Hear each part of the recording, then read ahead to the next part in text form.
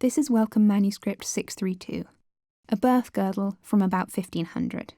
It's all handwritten on parchment, which is treated animal skin, and it contains a variety of images and texts in both English and Latin, all of which work towards protecting the bearer of the manuscript from different dangerous situations. So the manuscript is in the form of a roll. It's about 10 centimetres wide and a little bit over 3 metres long. When it's rolled up, it's quite a small, tight package. It could be easily carried in a pouch or a pocket, and when unrolled, it could be quite an unwieldy, long strip of parchment.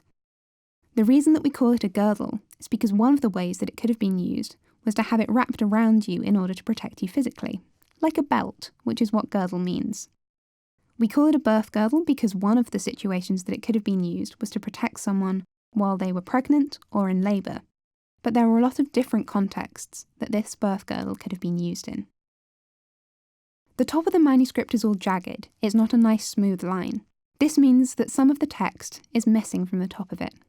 That makes sense because this manuscript was used heavily. It was a very interactive manuscript. You were meant to touch it, possibly even kiss it, in order to get some of the benefits. The image that we have here is of the 3 nails used to pin Christ to the cross at the crucifixion. The darker colour that we've got behind is a decorative pigment, but we'll see later on that there are some stains along the manuscript that weren't quite as deliberate.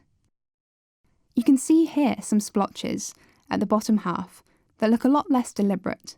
They don't really match up with any of the images, and so they were probably bodily fluids, or maybe even liquids that were used as medications in a more sort of bodily context. The text that we have here refers to Quiricus and Julitta. These are 2 people who were son and mother who were martyred, and they became venerated as saints who would protect you in childbirth. We can also see in this image how the manuscript was constructed. It's made of different panels of parchment that have been stitched together at a later date. You can see the thread as it links these 2 bits together, creating the long strip that we now have. The image that we have here is of a T-shaped cross, surrounded by the Arma Christi, the instruments of the crucifixion. These instruments include dice, spears, even a ladder, the objects that were present in the run-up to Christ's Passion.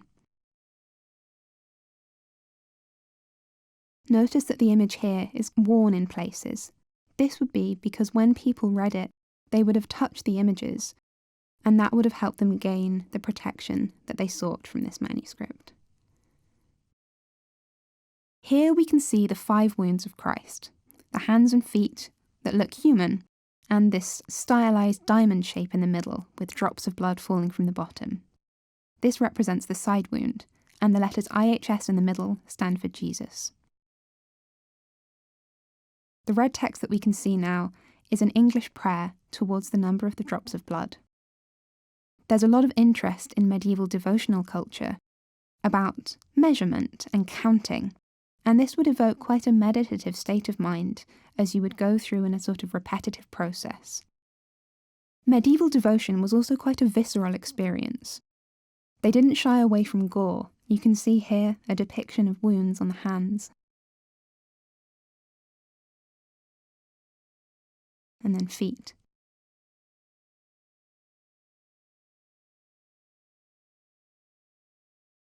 You might be expected to relate it to your own body, in your imagination, to go through the same pain that Christ or saints would have gone through. Notice here you can see the texture of the parchment very clearly. It's no longer a single uniform colour. That means that the parchment has degraded over time and through use. And it's important to remember that this manuscript wasn't just a display item. It was something that was very practical and would have been used in all sorts of situations, messy and active and physical. That explains why we can't read a lot of the text on it. Like here, you can see the first few lines of this Latin prayer towards the side wound. But the lower down the manuscript you get, the more ink has been lost, possibly with people touching it, or possibly when the manuscript was used as a girdle and wrapped around the body. This would have been a section that would have been pressed against the body, and through friction, we've lost a lot of the ink from the surface of the manuscript. What we can see here is a section from a text that's about 60 lines long. It's an invocation of God, giving us the names and attributes of God, as well as the names of angels and various saints. Some of the saints referred to in this text include Mary, Anne, Catherine, Margaret, Dorothea, and Barbara. Notice that these are female saints. Many of them would have been protectors during childbirth, but they also would have protected you in other circumstances, such as travel, storms, protecting you from plague or illness, and protecting you in battle. It's important to recognise that battle and childbirth are being paralleled in this text, one of them a much more masculine thing and one a much more feminine thing. Both were seen as equally dangerous and equally worthy of getting protection. The body was once again very important in the way that you would read this text. Every time we come up against one of these red crosses, you would be expected to make the sign of the cross, a kind of devotional choreography. Reading wasn't a static or silent experience. You might read aloud, and you were expected to move your body while you read this text. The form of the manuscript was very much related to the body. The manuscript was over 3 meters long, which was quite difficult to wrestle with. Notice here that the text is going in a different direction from what we've seen previously. This is on the reverse side of the manuscript, and there are 2 lines of text.